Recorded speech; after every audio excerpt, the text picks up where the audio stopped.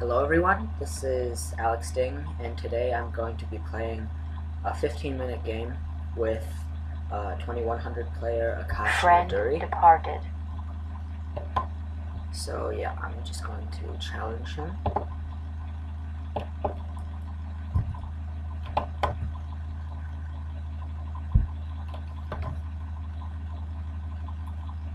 This way I can give you guys my thought process without having to worry too much about Game running started. out of time.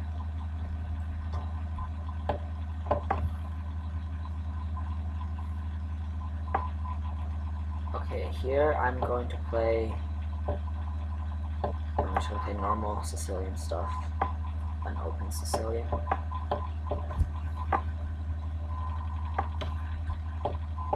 And he plays the dragon, so bishop e3, a6. Okay, so this is like the dragon dwarf. And I'm not exactly sure what the right move in this position is, but I think I can play f4 here.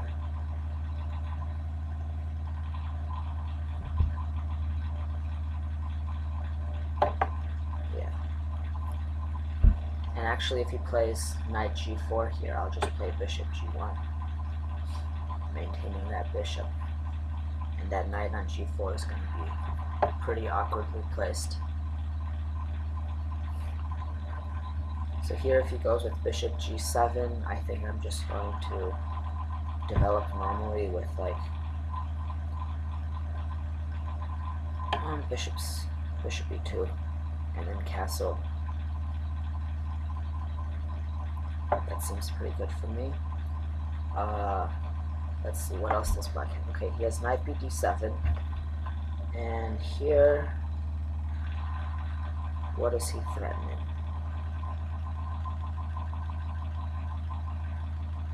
So he wants to come to c5 with the knight. So here, is that even that much of a that big of a problem? Maybe I'll play b4. That looks kind of awkward. b4 and then a3, but then this knight becomes a potential weakness. And also after b4 he has queen b6.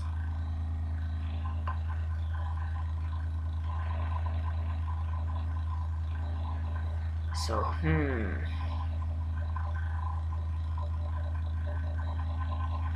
how to play this? b4, queen b6. Yeah, so yeah, b4 is probably not good. So if I play bishop e2, play normally. Oh yeah, maybe he's not threatening knight c5 yet. He's just controlling the c5 square one more time, because after bishop e2, if he plays knight c5, I can play e5, and things get uncomfortable for him, because if he plays d takes e5, I have f takes e5, and then probably like knight d5, knight takes, queen takes, knight f3. And yeah, I just have a much better position. So yeah, maybe I should just develop here, maybe to d3, protect my center, or e2 to prevent knight g4 at some point.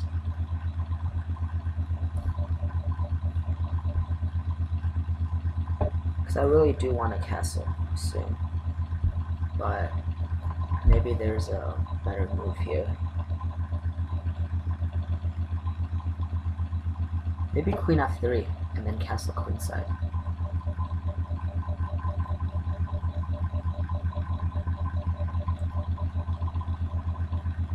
Yeah, maybe I'll play queen f3 castle and then g4, castle queenside and play g4. Yeah, maybe that's better.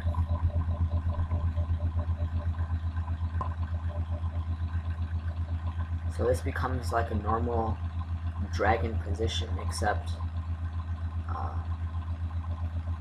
Well, it's a normal dragon position, except I think my attack comes a little bit quicker than normal.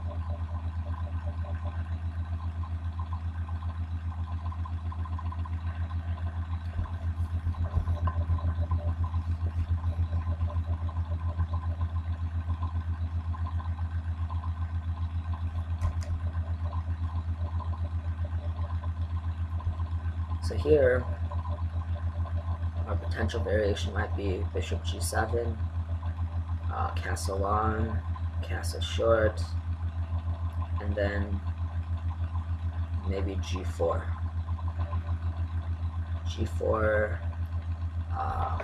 G4 basically threatens to get an f5, where black's castle position is going to be really awkward for him to play. Or maybe instead of knight c5, he can play e5. And then knight d2, knight b6, f takes, bishop takes on f4. No, queen takes on f4. Okay, so he plays e5 immediately, which I wasn't really expecting yet. But here, I don't want to take on e5 yet, because after f takes e5, knight takes e5, he has a pretty nice position to work with, and that central knight is going to be kind of annoying to have to play against. Or maybe I do want that, since that pawn becomes backwards. Maybe knight b3 is just simpler.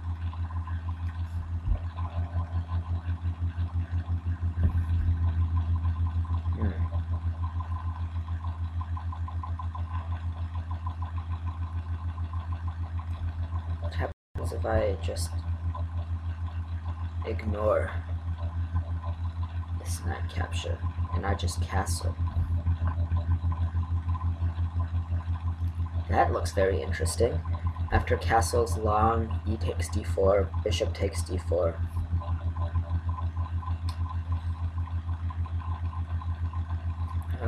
And then let's say bishop g7. I can play e5, d takes, f takes, knight h5, e6, f takes, knight e4. And then I get to play against his uncastled position.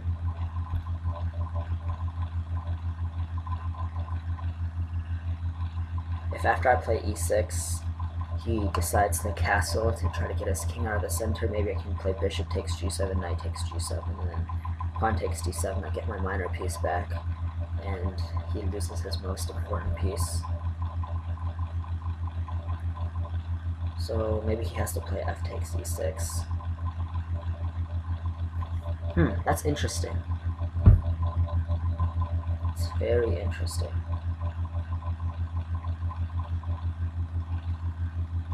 So I think he has to take that knight. So if he just leaves it alone, I'm just better, because I've got to castle already.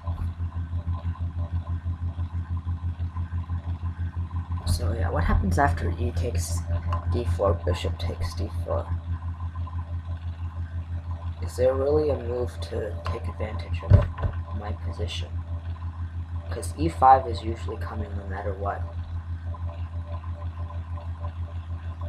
If he plays b5, e5 is even stronger because my queen attacks the rook on e8.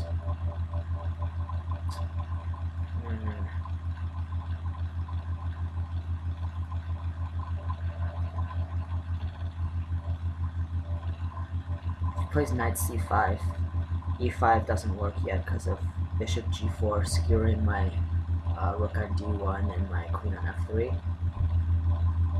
So maybe knight c5 is the refutation. But actually no, after knight c5, maybe I have bishop takes f6, queen takes f6, knight d5. Threatening to skewer knight c7, and after queen retreats back to d8, I have queen c3. Yeah, I think that just wins back my piece.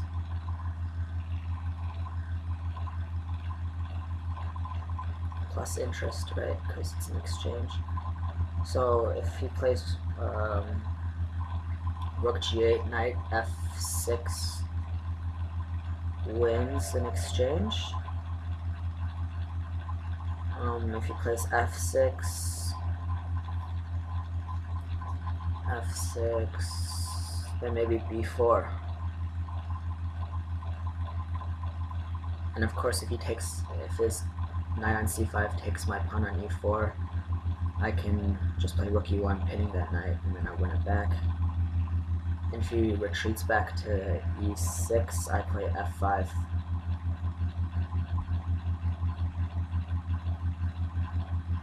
f5, oh, bishop h6 check, king b2.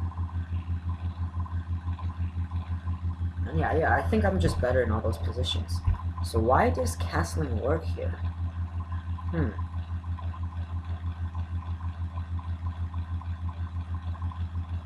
Oh, maybe after castle long, e takes, bishop takes, he has bishop h6.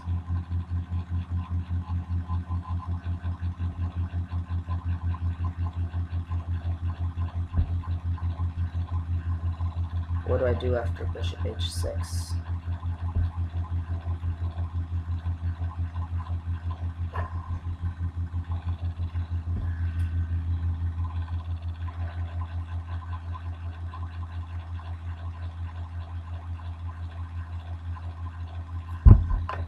Bishop h6. Because I have to make sure I have enough play, because I'm down a minor piece. So after bishop h6, maybe king b1, so I can play that f5 push at some time. And if he castles, g4, bishop g7,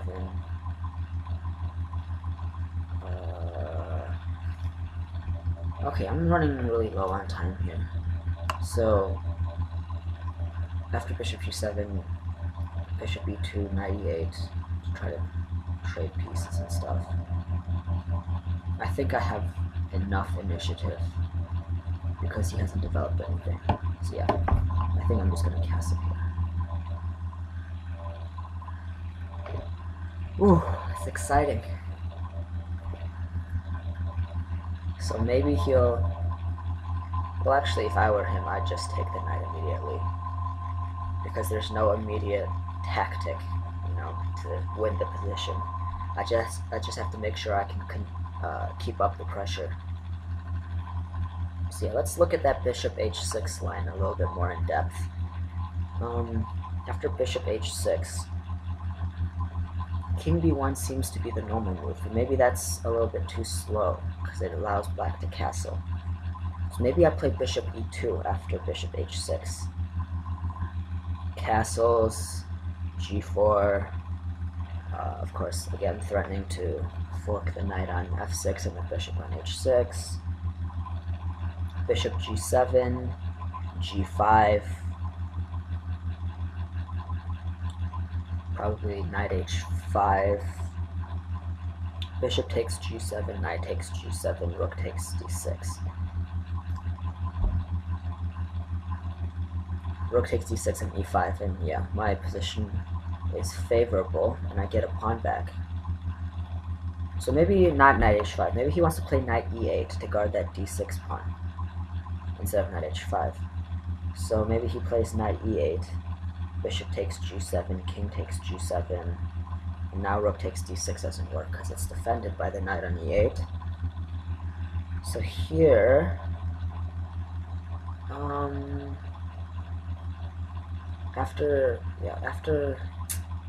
king takes g7, maybe I don't have much.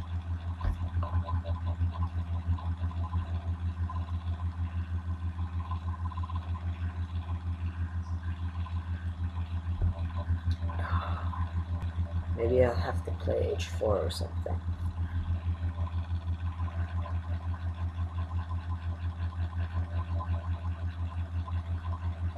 h4.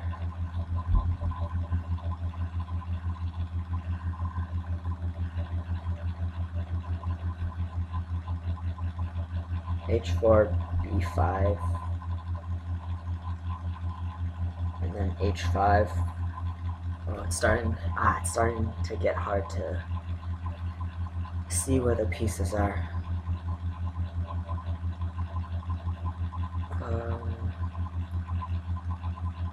B5, H5. Taking on H5 is suicidal because of E5. Because my queen is on F3 and his rook is on A8, and after he plays B5, his rook is undefended. So after I play E5 and the rook moves, I can just take on H5. And threatening mate on H7, so he has to play rook H8, queen H6 check, king G8. And then knight D5, I think, wins on the spot. Okay, to make sure I got that variation right, after E takes D4, bishop takes D4, bishop H6,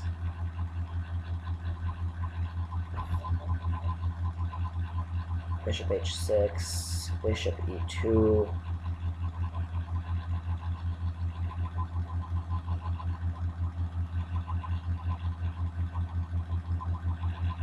castles, G4.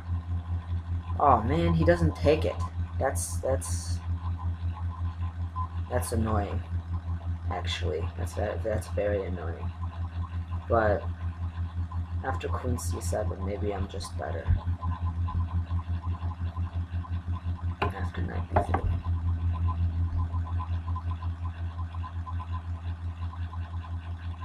Because once again, his bishop doesn't really belong on G7 anymore, and I can play G4 pretty quickly.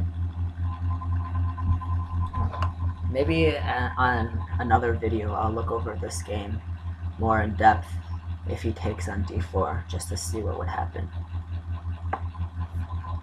Okay, he plays B5 immediately, so I'm not sure this is best for him because he really needs to develop his pieces, not really move pawns.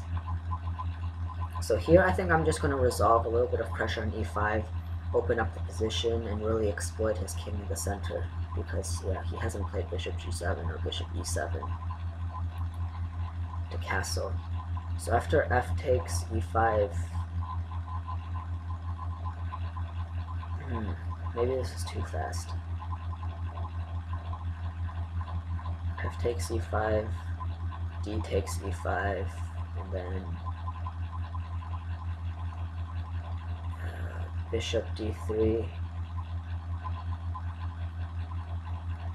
Where does he develop his bishop?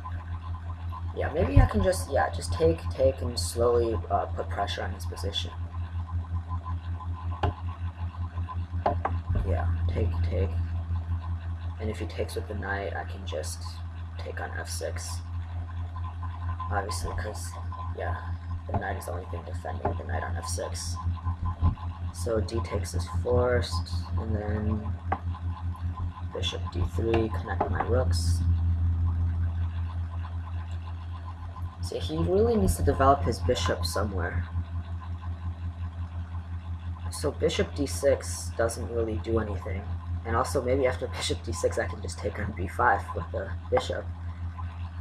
Because yeah, bishop takes, pawn takes, and then knight takes, wins a piece back. So, okay, bishop B7. Maybe he's preparing castling queenside. But I think that's a little risky, considering there's no pawn cover for his king if he castles there.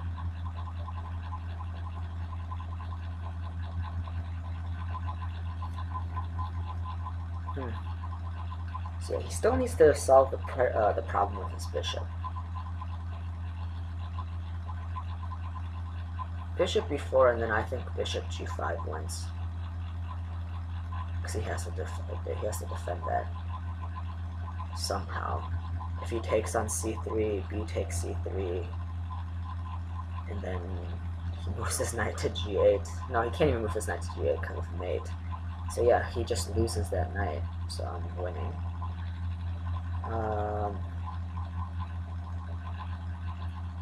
Yeah, after bishop G5, I think he just loses a piece.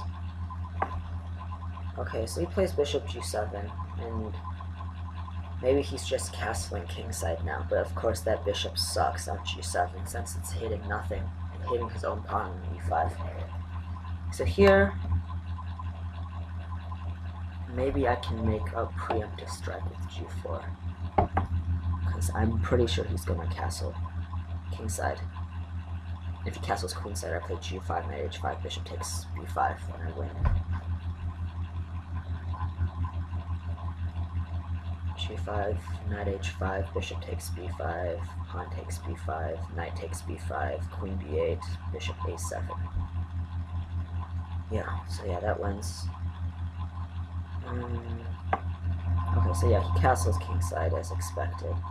So maybe here I play h4. Or h4 and then he plays b4. So yeah, maybe that's a little too messy. Maybe I play g5 here. g5, knight h5, knight d... No, I don't want that. So yeah, maybe h4 to prevent his knight h5 move. So I can play h5 first. h4. h4, b4, knight a4. Okay, let's just play it. I'm running a little bit low on time. Knight a4, and then he can play h5, take with knight.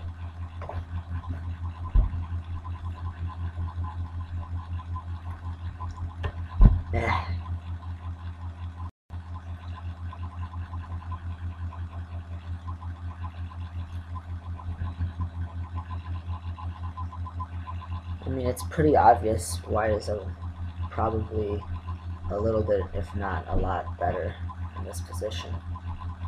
But it's hard to decide how to really attack. Well, of course, h4, h5 is an idea, but his position is pretty solid at this point. So maybe here he doesn't even play b4. He just plays h5. A typical line in a dragon position, even though this doesn't resemble a dragon anymore. So maybe after h5, g takes h5, knight takes h5. Oh, no. Maybe I just want to play g5 instead of taking. Okay, so he doesn't really care for my threat, I guess. He plays rook c8.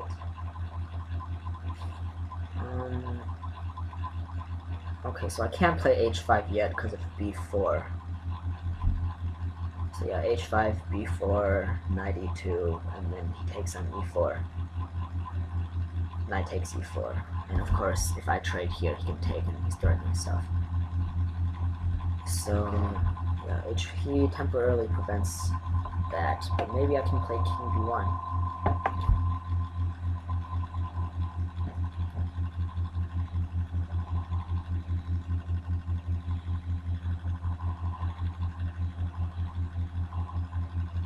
So yeah, now h5 is a threat, I think. Because after he plays b4 now, I have h6. And if he plays h6 himself, I can probably take on g6, f takes g6, and then queen g2 to get out of the discovery of the rook. And then I get my knight to d5 or something. Yeah, and I think that pawn becomes strong.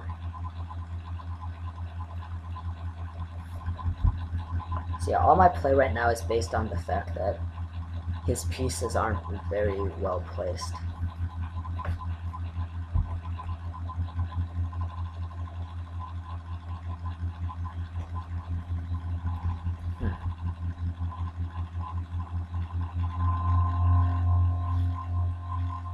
So king b1.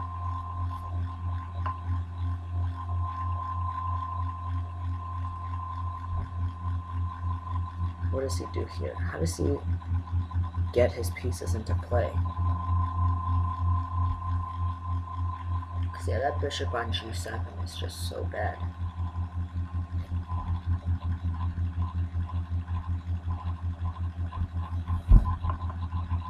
maybe he plays knight e8.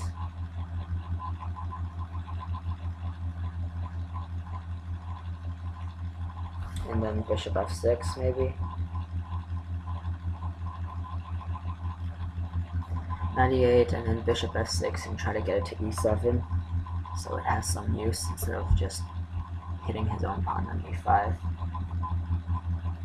But after knight e8, maybe I just play h5 immediately so he doesn't get a chance to play bishop f6. Because yeah, if he plays knight e8, h5, bishop f6, I can just take on g6 and then bring my pieces to the h file. So yeah, that's not good.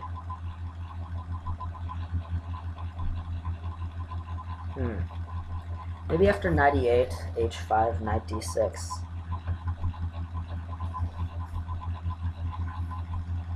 At least improving that f6 knight to a centralized position where it might decide to go to c4.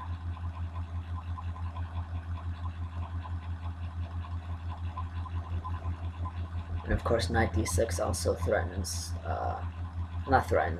allows for black to play a5 since his b4 pawn is now pretty well defended.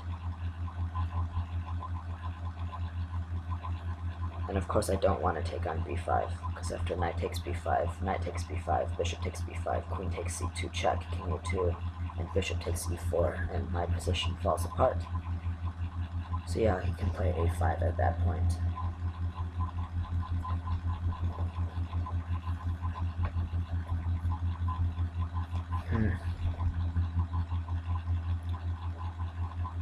This is a very interesting game. So yeah, how does he resolve his problem with his badly placed pieces? Okay, knight b6, and let's see, what is he threatening here? Is he just planning to bring his rook to the d file?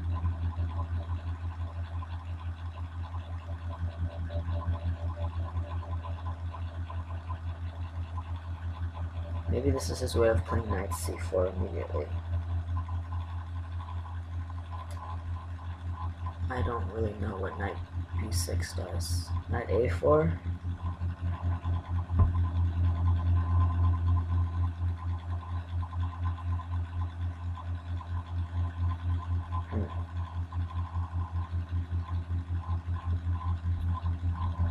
Maybe here's a time where I need to develop my pieces, or to bring my pieces to better squares. So do I want a knight on c5 or a bishop on c5? Maybe this bishop has other plans on this diagonal. Because after bishop takes bishop to c5 and rook to e8 or something. Oh no, he can't even play rook to e8. Maybe he has to sack the exchange. Because after g5, knight fd7, if rook takes f7. So he can't really move this rook, because yeah, my queen and my rook are attacking his f7 pawn.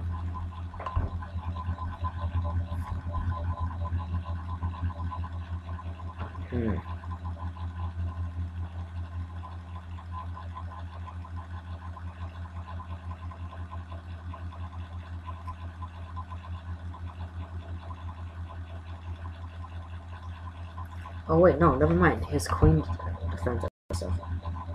So maybe he can do that.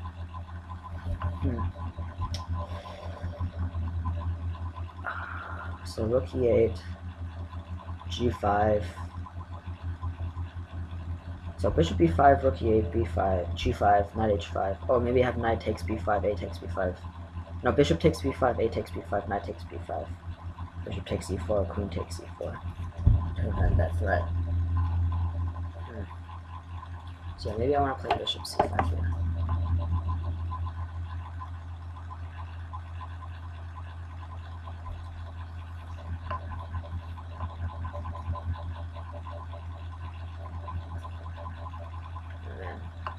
And then I only have a minute left. There's a 5-second increment in this game, so if worse comes to worse, I probably won't time out, but this is a very important part of the game, and I wish I had a little bit more time to evaluate this position. So yeah, so if he moves his rook, g5, knight h5, bishop takes b5, a takes b5, knight takes b5. If he moves his queen off the 7th rank, then I take on f7 with check.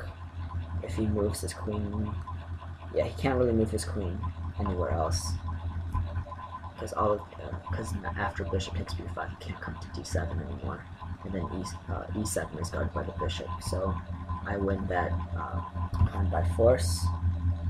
So after like queen b8, queen takes f7, king h6, and then bishop d6 is very nice for me. His queen is forced to a8, which is very not desirable for him. So maybe he has to sack back with bishop takes e4, queen takes e4. But yeah, in that position, I'm just up by, I think. Take. Well, actually, I'm only up a pawn, I think, in that position, because he sacks back.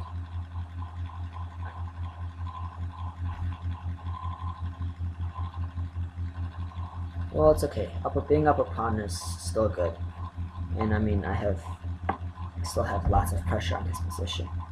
Okay, so he ignores that threat, and he just plays knight c4.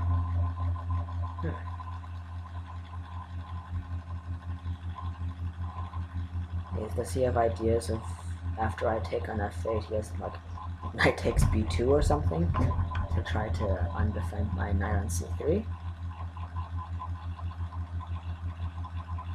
So after g5, now everything is hanging.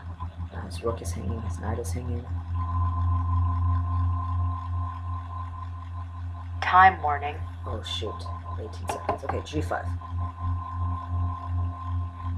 How does he get out of this? If he moves the knight to h5, I just take on c4 and play bishop d6. Yeah, I'm in no hurry to take that exchange. I'm just gonna... This is a way of positionally strangling your opponent. So yeah, I get rid of his strong knight on c4 with my bishop that's not really doing much yet. So take, and then I play bishop d6, queen d6, okay, knight there, and bishop takes, and of course pawn takes, and then bishop d6.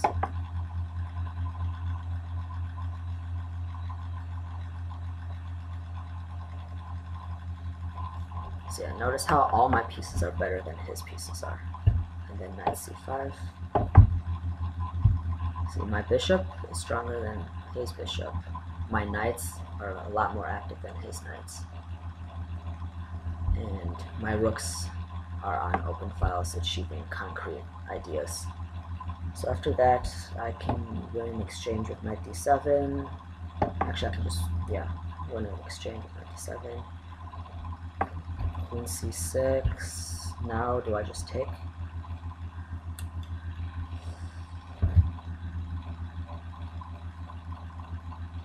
I think just taking here is fine. But maybe bishop takes e5 is better.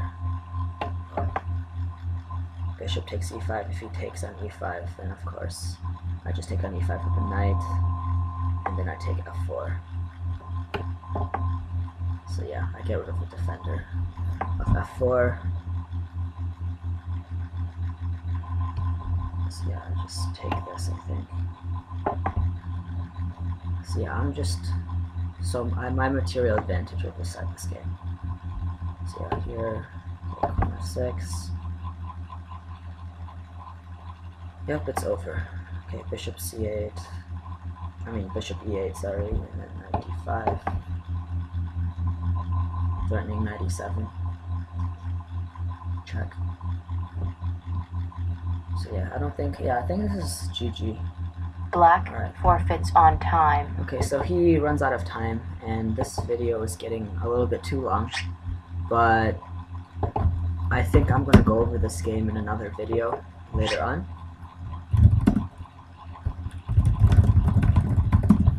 I'm gonna end the video right now. I hope you guys enjoyed this game.